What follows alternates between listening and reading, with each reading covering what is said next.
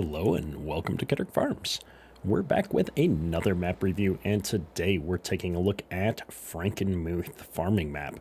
This is a recent release and is a Michigan style farming map, so we're going to have lots of different field sizes, everything from small to large. You're going to find something for everybody on this map.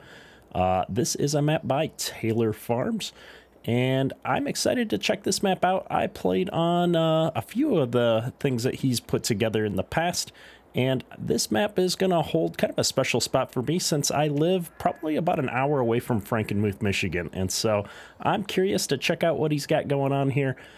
In new farmer mode, we're going to start here on this farm that we're showing off now. It's got a number of different sheds and a small grain elevator. And this map is going to be primarily focused on arable farming. So your farms on this map are all set up with sheds and bins, but no animals set up by default for you. Obviously, there is an animal dealer on the map, and so you're going to be able to run animals if you want. But let's jump into things and kind of take a look at the features on this map.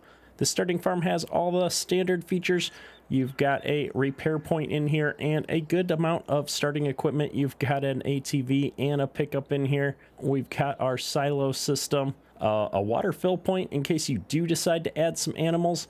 And then we've got two of these big cold storage sheds. We're starting off with a case combine in here, some tillage equipment, and a sprayer. And then if we carry on here into the other cold storage shed, we've got even more equipment here, a couple of different style planters, a number of different tractors here. So you're going to have quite the variety to get you started. And this is a decent size map. It's a standard size map, but it's pretty much all carved out for farming. In our standard shed over here, we've got a truck and trailer as well as our header. So I love these pull-through style sheds. They work out really well. If we jump in here and take a look at the map, you can see the starting farm is right here in the center of the map, and you start out in new farmer mode with a number of different fields here. Pretty decent fields. This is a standard size map, but you can see the majority of it is agricultural in nature, so you don't have a lot of wasted space on this map. And on the starting farm here, you can see it right across the road. We've got this large grass area. This is an area that you could definitely set up more of your farmyard, some animals if you wanted, or turn this into more field, set it up as a grass field, whatever you want to do. In the southeast part of the map, we're kind of on the edge of town, it looks like. We've got a number of different standard production buildings over here, as well as some different sell points and such. So you're going to have lots of options when it comes to wanting to sell your crops. You can see here in the sell menu, we've got the train to Goldcrest Valley, as well as a number of different sell points depending on what you're trying to sell. So if you're into the production systems, this map is going to have you covered. Looking at the crop calendar, it looks like we've got a fairly standard geo setup for this map, so there doesn't appear to be any changes there. But if we take a look around the map, we can see that there are a number of really cool features from a map design perspective that I really enjoy, because this does make it feel a lot like a rural Michigan area. You've got ditches here, and if you look down here, you can actually see there's water in the ditches. A little bit different texture. I really like the effort that was put into that.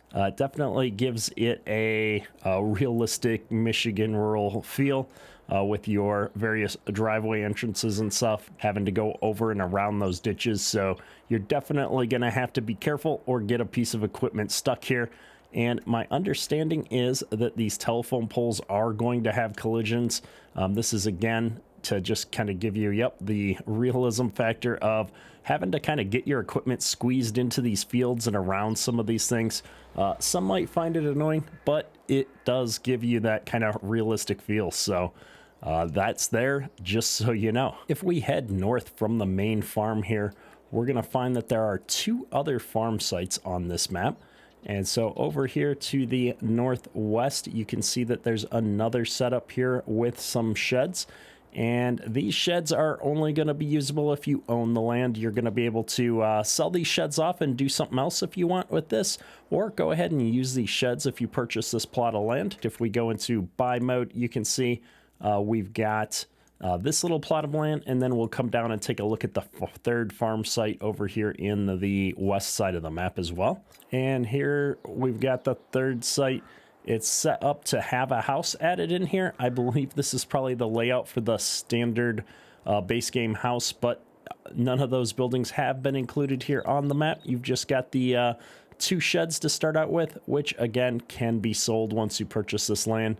And we've got quite the cool little path here taking you back into the woods. So lots of attention to some smaller details here. Just to give you that level of immersion. So you could definitely get your ATVs going down the path here and have a little bit of off-roading fun, I think. It would be a lot of fun to try and race through here without getting hung up on things.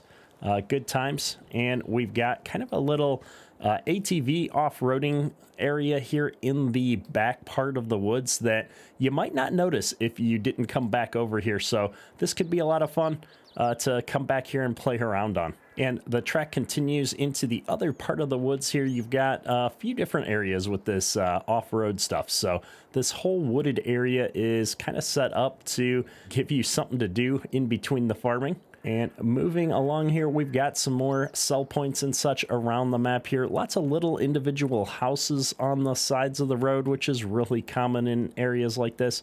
And the traffic seems to be moving at a reasonable pace on this map, so you're likely going to be able to leave that on if you so desire. That guy is backing up and changing directions here. This map is set near the town of Frankenmuth. In real life, it is based on a real-life Google Maps image of an area based around a farm. However, the modder has opted not to try and recreate the town of Frankenmuth. Frankenmuth is a large tourist destination with lots of cool and unique features. However, I can't imagine trying to recreate that in Farm Sim. As I mentioned before, we do have an animal dealer here where you're going to be able to purchase animals. And this is a great time to point out another kind of cool / hidden feature of the map is that Taylor Farms has added the collectibles system here to the map. And so you can see here, I'm going to give away a couple of the collectibles are on screen right now. And I believe there's 100 collectible wooden toys. There's 5 Massey Ferguson 1/16 scale tractors, 5 sugar beets, and 1 special coin to be found on this map. So there's a lot of cool things kind of hidden for those that like to, dive in and find the secrets on a map. That's going to be something you're going to be able to do here. Just completing our circuit here around the backside of town, we have what I would think of as our main sell point, a large grain elevator here to sell your grains. And then here along the east side of the map are all those production buildings that we showed off earlier on the in-game map. So you can see you're going to be able to do all the productions that you would like to do here along the side of the map. I mentioned earlier that there is a train on the map, so you're going to be able to sell to the Goldcrest Valley train station here, and that's up here in the northeast corner. You have this elevator here with the ability to load the train on the backside here, so that's a cool feature. I like that modders are paying attention to making sure that we can use all the different features and functionality that's been included in FS22. And then lastly over here, we have the sugar mill where you're going to be able to sell those sugar beets.